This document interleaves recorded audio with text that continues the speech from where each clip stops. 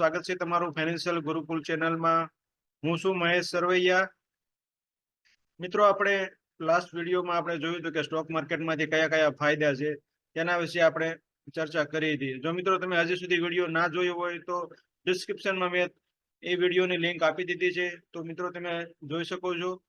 અને મિત્રો હવે ચાલુ કરીએ એપિસોડ નંબર 3। મિત્રો, આપણે એપિસોડ નંબર 3માં પહોંચી ગયા છે, તો ચાલુ કરીએ।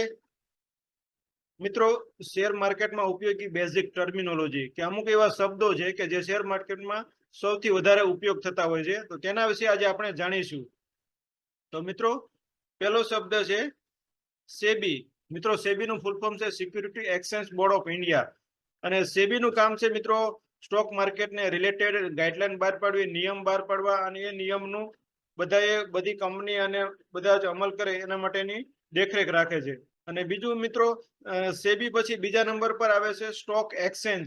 સ્ટોક એક્સચેન્જ એટલે જેમાં કંપનીનું લિસ્ટિંગ થયેલું હોય છે અને જેમાંથી લોકો શેરની લે વેચ કરતા હોય છે તેને સ્ટોક એક્સચેન્જ કહેવાય છે। અને સ્ટોક એક્સચેન્જમાં સૌથી મોટા બે ઇન્સ્ટિટ્યૂટ આવેલા છે, એમાં નેશનલ સ્ટોક એક્સચેન્જ અને બોમ્બે સ્ટોક એક્સચેન્જ। આ ઇન્ડિયાના અને એશિયાના લાર્જેસ્ટ બે સ્ટોક એક્સચેન્જ છે, જેમાં કંપનીના બધા જ ડેટા સચવાયેલા હોય છે। કઈ કંપનીને સ્ટોક માર્કેટમાં આવવા દેવી કે ના આવવા દેવી, એના કયા કયા ક્રાઇટેરિયા હોય, અને તેમાં લિસ્ટિંગ થઈ ગયા પછી તેના હિસ્ટ્રીમાં કેટલા ભાવ હતા, ક્યારે તે કંપની સ્ટોક માર્કેટમાં આવી, અને કેટલા વર્ષમાં કેટલો ભાવ એનો ઉપર ગયો, કેટલો નીચે ગયો, કેટલું રિટર્ન આપ્યું, આ બધા જ ડેટા એની વેબસાઇટ ઉપર પર્ટિક્યુલર બંનેની વેબસાઇટ અલગ અલગ હોય છે। અને સૌથી વધારે ઉપયોગ થતી હોય તો નેશનલ સ્ટોક એક્સચેન્જ એટલે કે NSE। આ વેબસાઇટમાં સૌથી વધારે કંપની લિસ્ટિંગ થયેલી હોય છે, પણ બંને વેબસાઇટ ઉપરથી તમે બાય કરી શકો છો। બંનેમાં કશો ભાવનો કોઈ ફરક હોતો નથી, બંનેમાં સરખો જ ભાવ હોય છે। ત્રીજું મિત્રો જોઈએ સ્ટોક બ્રોકર। હવે સ્ટોક એક્સચેન્જ પછી ત્રીજા નંબર ઉપર આવે છે સ્ટોક બ્રોકર। અને સ્ટોક બ્રોકર સંકળાયેલા હોય છે સ્ટોક એક્સચેન્જ સાથે, અને સ્ટોક બ્રોકરે માર્કેટમાં આવવા માટે એને એક લાયસન્સ લેવું પડે સ્ટોક એક્સચેન્જ પાસેથી, અને એ લાયસન્સ લેવા માટે એને અમુક ક્રાઇટેરિયા હોય છે, તે ક્રાઇટેરિયા તેને ફૂલફિલ થાય તો તેને લાયસન્સ મળે, અને એ લાયસન્સ પ્રમાણે તે લાયસન્સ લીધા પછી તે અમુક ચાર્ટિંગ સોફ્ટવેર બનાવે કે કોઈ પણ એને રિલેટેડ એપ્લિકેશન કે વેબસાઇટ બનાવી અને કંપની અને એ લોકો માર્કેટમાં મૂકે, અને ત્યાંથી લોકો પોતાના ડીમેટ એકાઉન્ટ ઓપન કરે અને ત્યાંથી સ્ટોક લે વેચ બાય કરી શકો છો। અને સ્ટોક બ્રોકર સાથે ટ્રેડર અને રિટેલર જોડાયેલા હોય છે, ત્યાં તે પોતાના શેર રાખી શકે છે, વેચી શકે છે, અને ટ્રેડ પણ કરી શકે છે। તો મિત્રો, ચોથા નંબર પર જોઈએ મ્યુચ્યુઅલ ફંડ। મ્યુચ્યુઅલ ફંડ એટલે શું કે મ્યુચ્યુઅલ ફંડ એટલે કે એક પ્રકારનો ફંડ છે જેમાં લોકો નાનામાં નાના રૂપિયાથી કે પદ્ધતિસર એટલે મીન્સ વીકલી, મંથલી, એક SIP રૂપિયા લોકો એમાં ફંડમાં પૈસા ઇન્વેસ્ટ કરે છે। અને એક ફંડ મ્યુચ્યુઅલ ફંડમાં એક ફંડ મેનેજર હોય છે જે ફંડને મેનેજ કરે છે, અને કઈ રીતે એમાં ઇન્વેસ્ટમેન્ટ કરવું તેનું પ્રોપર એને નોલેજ હોય છે, ફંડામેન્ટલ, ટેકનિકલ્સ, અને આ નોલેજનો ઉપયોગ કરીને તે પબ્લિકના પૈસા જે માર્કેટમાંથી આવે છે તેને તે અલગ અલગ કંપનીમાં રિસર્ચ કરીને તેમાં ઇન્વેસ્ટમેન્ટ કરે છે બધી જ કંપનીમાં, ને રેગ્યુલર રિટર્ન આપે છે, અને તમને એની બદલીમાં એક યુનિટ આપતા હોય છે, અને જે યુનિટનો જેમ જેમ ભાવ વધતો જાય છે તેમ તમારા ઇન્વેસ્ટમેન્ટની વેલ્યુ પણ વધતી જાય છે, અને જ્યારે તમે તેમાંથી ઈચ્છો ત્યારે તેમાંથી એક્ઝિટ પણ કરી શકો છો। તો મ્યુચ્યુઅલ ફંડના બીજા ઘણા બધા પ્રકાર હોય છે, તે બધા આપણે પાછળથી જોવાના છીએ। તો મિત્રો, નેક્સ્ટ જોઈએ નિફ્ટી 50 અને સેન્સેક્સ 30।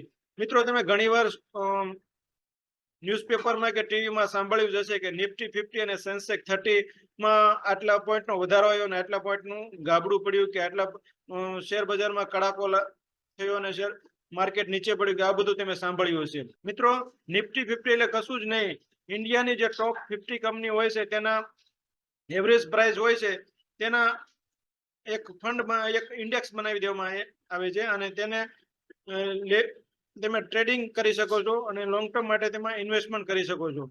અને સેન્સેક્સ 30 મિત્રો, એમાં ઇન્ડિયાની ટોપ 30 કંપની હોય છે। મિત્રો, સેન્સેક્સ એટલે ઇન્ડિયાની ટોપ 30 કંપનીનો એક સમૂહ છે, અને એમાં પણ સ્ટોકના ભાવ વધઘટ થવાથી ઇન્ડેક્સનો ભાવ વધઘટ થાય છે, અને એમાં પણ જેમ જેમ અલગ અલગ સેક્ટરની અલગ અલગ કંપનીના ક્રાઇટેરિયા પ્રમાણે એનું સિલેક્શન કરવામાં આવતું હોય છે। તો મિત્રો, નેક્સ્ટ જોઈએ IPO એટલે શું। મિત્રો આઈપીઓ નું ફૂલ ફોર્મ જોઈએ કે ઇનિશિયલ પબ્લિક ઓફરિંગ. ઇનિશિયલ એટલે શરૂઆતમાં પબ્લિક પાસેથી પૈસા ઓફર કરીને લેવાના. તો જ્યારે કોઈ કંપનીને માર્કેટમાં આવવું હોય તો તેને નવો બિઝનેસ સ્ટાર્ટ કરવો હોય અથવા મોટો કરવો હોય તો તેને 500 કરોડ કે 1000 કરોડની જરૂર હોય તો તેને બેંક પાસે લેવા જાય તો તેને લોન લેવી પડે. બાકી પબ્લિક પાસે જાય અથવા કોઈ ઇન્વેસ્ટર પાસે જાય તો એને વ્યાજ ચૂકવવું પડે. આ બંનેમાંથી જ્યારે એને પણ એકે રસ્તો ના હોય અને વ્યાજ ચૂકવવું ન હોય ત્યારે શું તે કરે કે અમુક ક્વોન્ટિટીના શેરનું અમુક ક્વોન્ટિટીમાં શેર નાનામાં નાનો શેરની એક વેલ્યુ નક્કી થાય અને એટલી ક્વોન્ટિટીના શેર પબ્લિક પાસેથી નાનામાં નાનો વ્યક્તિ પાસેથી તે શેર લે અને માર્કેટમાં એન્ટ્રી કરે અને નાનામાં નાનો વ્યક્તિ તેમાં ઇન્વેસ્ટમેન્ટ કરી શકે. અને જે ભાવ ઓપન થાય પછી તે કંપનીનો ભાવ નીચે પણ જઈ શકે છે અને ઉપર પણ જઈ શકે છે. અને આ આઈપીઓ આવે છે ત્યારે તમારે સૌપ્રથમ શેર લેવા માટે તમારે એપ્લિકેશન કરવી પડતી હોય છે. અને જો તમારી એપ્લિકેશન લાગે તો તમને તમારા એમાં શેર મળે ઓપન થાય ત્યારે. અને ના લાગે તો તમે માર્કેટમાં જ્યારે કંપનીનું લિસ્ટિંગ થઈ જાય પછી તમે જે ભાવ ચાલતા હોય તે ભાવે લઈ શકો છો. તો આ હતું મિત્રો આઈપીઓ. નેક્સ્ટ મિત્રો જોઈએ ડીમેટ અને ટ્રેડિંગ એકાઉન્ટ. મિત્રો ડીમેટ અને ટ્રેડિંગ એકાઉન્ટ વગર તમે શેરને લે વેચ કરી શકતા નથી. અને ડીમેટ અને ટ્રેડિંગ એકાઉન્ટ ઓપન કરવા માટે એક સિમ્પલ ડોક્યુમેન્ટની જરૂર પડે છે. ધારો કે તેમાં તમારે એક આધાર કાર્ડ જોઈએ, પાન કાર્ડ જોઈએ, કેન્સલ ચેક જોઈએ અને બેંકનું લાસ્ટ 6 મંથનું સ્ટેટમેન્ટ જોઈએ અને એક પાસપોર્ટ સાઇઝનો ફોટો.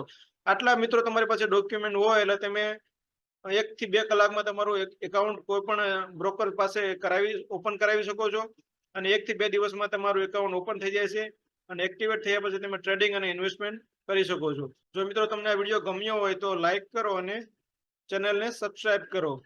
જો મિત્રો જો તમારા મનમાં કોઈ પણ બીજા પ્રશ્ન હોય તો તમે કમેન્ટ બોક્સમાં મોબાઈલ નંબર અને ઈમેલ એડ્રેસ આપ્યું છે તો તમે વોટ્સઅપ અથવા ઈમેલ કરીને મને પૂછી શકો છો. તો મિત્રો મળીએ નેક્સ્ટ વિડીયોમાં. ત્યાં સુધી થેન્ક યુ વેરી મચ.